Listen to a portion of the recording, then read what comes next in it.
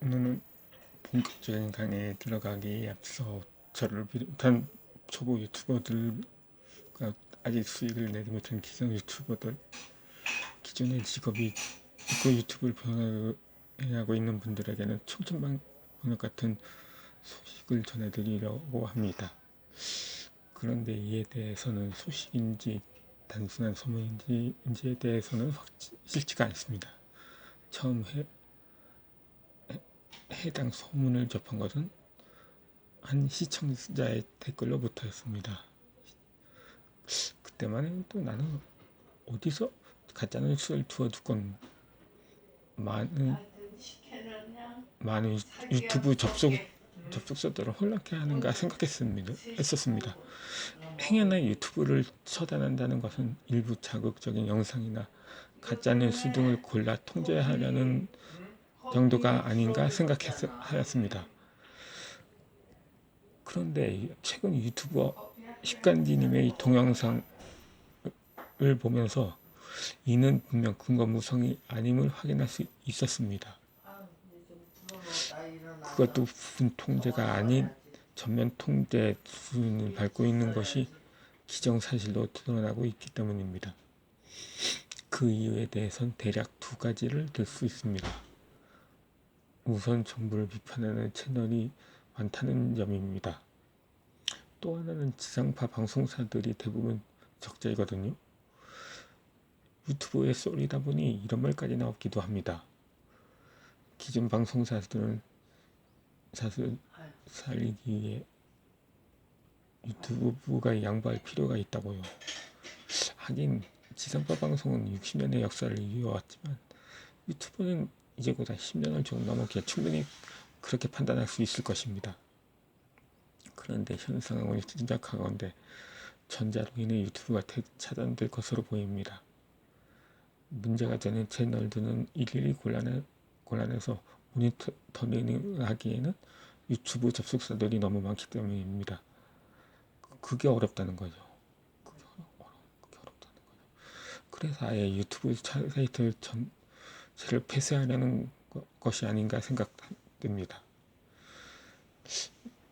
나는 학창 시절 때만 해도 학생 한 명이 잘못하면 전체가 다 의도쳐졌습니다. 단체 기업이라는 규정이 있었던 거죠. 이런 속담도 있잖아요. 빈대 한 마리 잡으려다 추가 사람들이 태운다. 지금 그런 정책을 세우려는 것입니다. 우리나라에서 유튜브 계정이 시작된 것은 문재인 대통령의 정치적 스승인 노무현 대통령 때입니다. 재임 기간에는 당시 노무현 대통령의 핵심 공약 중에 중산층 70% 양성이 있었지요. 그럼에도 노무현 대통령이 재임 기간에 인기가 없었던 이유는 우리 민족의 조국성도 하나의 원인이었다고 봅니다. 대통령의 공약은 당사자의 퇴임 후에나 성사될 수도 있습니다. 물론 당시 대외적인 여건이나 IMF 후유증이 전반에 걸쳐 있었던 것도 이유였거든요. 교통사고도 후유증이 너무 무섭다고 했듯이 IMF를 졸업하고도 그 여파는 상당했었습니다. 그 중에 가장 큰 후폭은 저출산 고령화죠. 그런데 자금의 상황은 대통령의 문제라기보다 지지자들의 문제라고 봅니다. 가뜩이나 조국 장관 후보자 문제에 전국의 대학생들이 또다시 촛불을 들고 일어났죠. 이를 두고 한 친여성의 네티즌은 문자를 통해 조금만큼 가지지 못한 것들이 분기탕전한다고 조롱하기도 했습니다.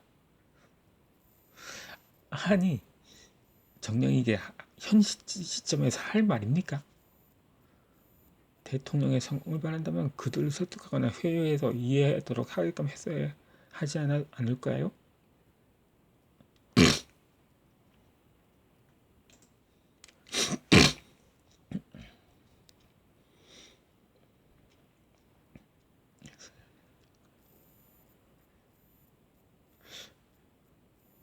본론으로 넘어가서 정부의 유튜브 폐쇄 조치에 대해 환영하는 사람들도 있을 것입니다. 유튜브 채널 가운데 제일로 구독자 수와 수익이 많은 보람 튜브를 하고 있죠. 이로 인해 상대도 발차기감을 느꼈다면 청원을 넣은 사람들도 많습니다. 때문에 정부의 유튜브 폐쇄 조치를 찬성할 가능성이 크죠. 그렇다면 보람 현상이 가져다 준 파급 효과는 얼마나 될까요? 어느 유튜버는 보람 튜브를 보면서 결혼할 마음이 생겼다고도 했습니다.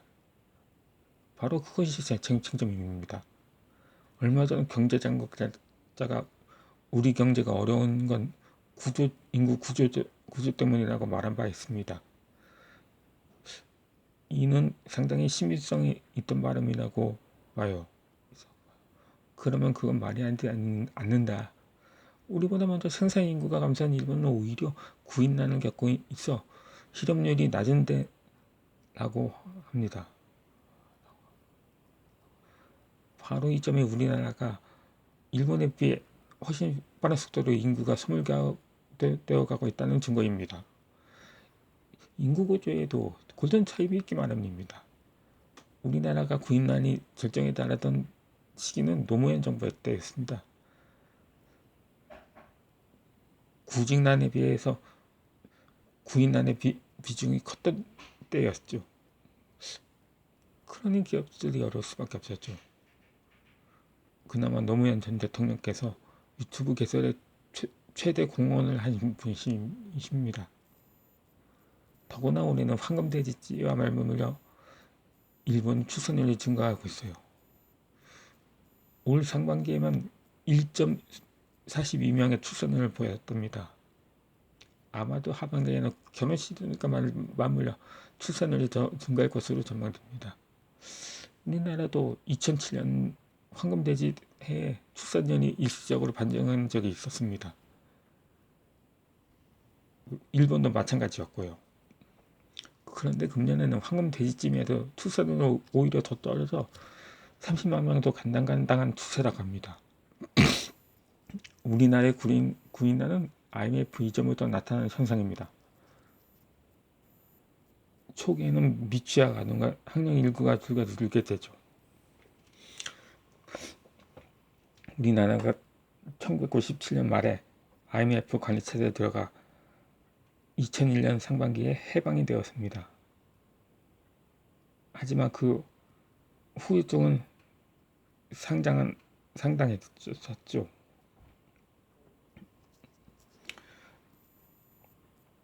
근데 그러다 좀 더 세월이 흘러 생산인구, 성인인의 사회 진출하는 그 노동 인구마저 감소하게 되니까 신규 일자리를 만들 수 있는 사람이 사라지게 되는 겁니다.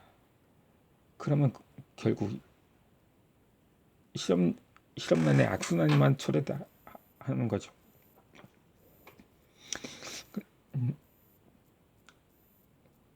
그렇다면 지금 우리나라 만약에 현 대통령이 끝내 탄핵의 길로 가려 한다면 우리나라는 진짜 걷잡을 수 없는 혼란 속으로 빠져들게 될 것입니다. 이 현존 사상이 유례가 없었던 거예요. 아니 전현직 대통령이 임기 중에 탄핵을 당한다. 세계의 역사상도 유례가 없었을걸요. 브라질이 있었군요. 그러다 보니까 과거 1960년대까지만 해도 미국 다음으로 우리나라 사람들이 가장 많이 이민을 가던 나라가 브라질이었습니다. 이후에 브라질이 주춤하고 나니 일본이 치고 올라온 거죠. 그렇게 정신적 훈련이 계속되다 보니까 지금은 우리나라보다도 뒤처진 나라가 되었습니다.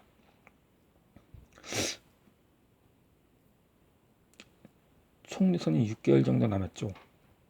그러면 그때 투표로 심판을 하면 됩니다. 이 상황에서 참 한심한 제1야당은 아니 뭐 총선이 지날 때까지 뭐 탄핵 서명이 나갖고 싹발 추정이가 할 겁니까? 뭐 재차 말씀드리면 지금 뭐 보람이 사태로라고 하니까 좀 그런가요?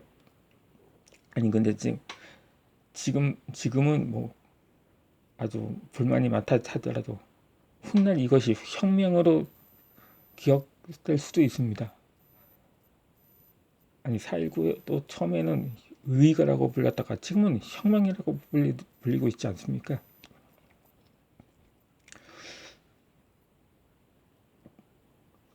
따라서 현 정부는 촛불혁명으로 탄생되어서 보람혁명으로 대미를 장식할 수 있을 것입니다.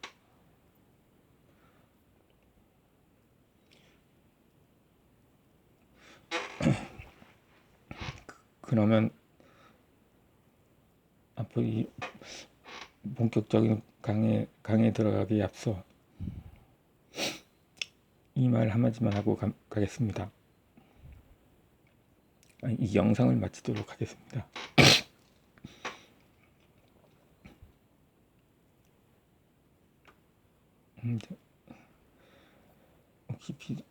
이 보람 TV를 보면서 여러분들이 느낀 점은 무엇인가요? 여러분, 아니 정녕 상대에서 박탈감을 느꼈는지 아니면 우리도 분발해야겠다는 생각이 드는지 뭐 댓글을 통해서 의견을 표현해서도 좋습니다.